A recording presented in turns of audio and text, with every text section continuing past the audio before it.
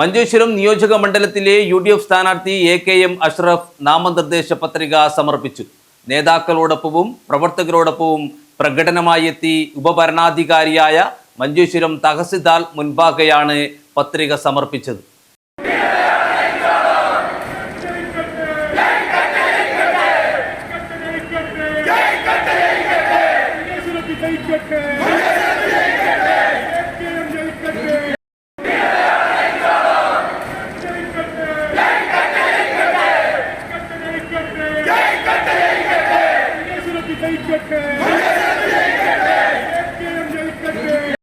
മഞ്ചേശ്വരം മണ്ഡലത്തിലെ UDF സ്ഥാനാർത്ഥി AKM Ashraf നിരവധി പ്രവർത്തകരുടെ സാന്നിധ്യത്തിൽ നാമനിർദ്ദേശ പത്രിക സമർപ്പിച്ചു.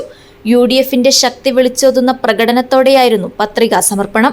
പത്രികാ സമർപ്പണത്തിന് മുന്നോടിയായി ഉപ്പള ലീഗ് ഓഫീസിൽ നിന്നും UDF പ്രവർത്തകരുടെ നേതൃത്വത്തിൽ വമ്പിച്ച പ്രകടനം നടന്നു.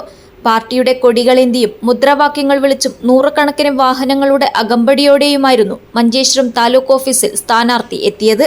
തുടർന്ന് മഞ്ചേശ്വരം തഹസിൽദാർ മുൻപാകെ പത്രികാ സമർപ്പണം നടത്തി. മുസ്ലിം ലീഗിന്റെയും കോൺഗ്രസിന്റെയും പ്രമുഖ ജില്ലാ സംസ്ഥാന നേതാക്കൾ പത്രികാ സമർപ്പണ വേളയിൽ സ്ഥാനാർത്ഥിയെ അനുഗമിച്ചു.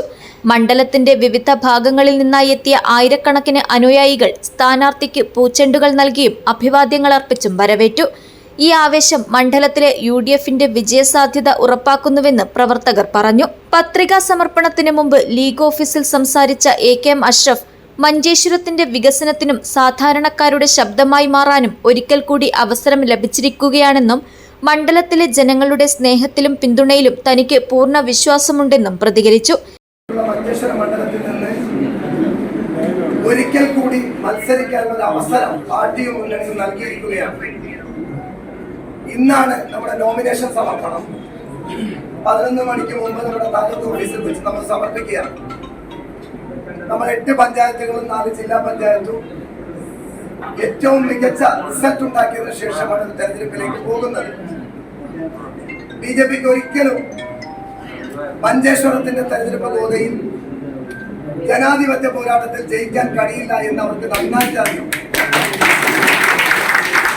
ഈ പ്രാവശ്യം അവർ പയറ്റുന്ന ഏറ്റവും വലിയ തന്ത്രം ന്യൂനപക്ഷ വോട്ടുകൾ ഭിന്നിപ്പിച്ച് അത് 100-എങ്കിൽ 100, 200-എങ്കിൽ 200 നേടി കൃത്യമായി ന്യൂനപക്ഷ ഭിന്നതയിൽ നിന്ന് ഉത്തരേന്ത്യയിൽ ഉത്തർപ്രദേശിലും ബീഹാറിലും ആസാമിലും ഒറീസയിലും BJP ജയിച്ചതുപോലെയുള്ള ഒരു തന്ത്രം BJPയുടെ നേതാക്കന്മാർ പറഞ്ഞത് ഈ പ്രാവശ്യം അമിത്ഷാ തന്ത്രമാണ് മഞ്ചേശ്വരത്ത് ഞങ്ങൾ നടപ്പിലാക്കുന്നു എന്ന്.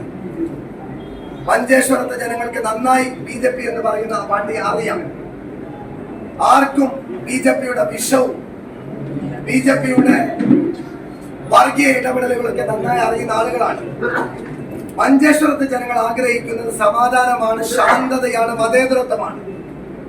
ഈ ഇലക്ഷനിൽ 229 ബൂത്ത് കേന്ദ്രീകരിച്ച് എന്റെ മുമ്പിലുള്ള ആളുകളൊക്കെ ഒന്നെങ്കിൽ ജനപ്രതിനിധികൾ, ഒന്നെങ്കിൽ പാർട്ടിയുടെ നേതാക്കന്മാർ, ഇല്ലെങ്കിൽ അനുഭാവികൾ, ഇല്ലെങ്കിൽ ഓരോ വാർഡിലും കഴിവുള്ള ആളുകൾ.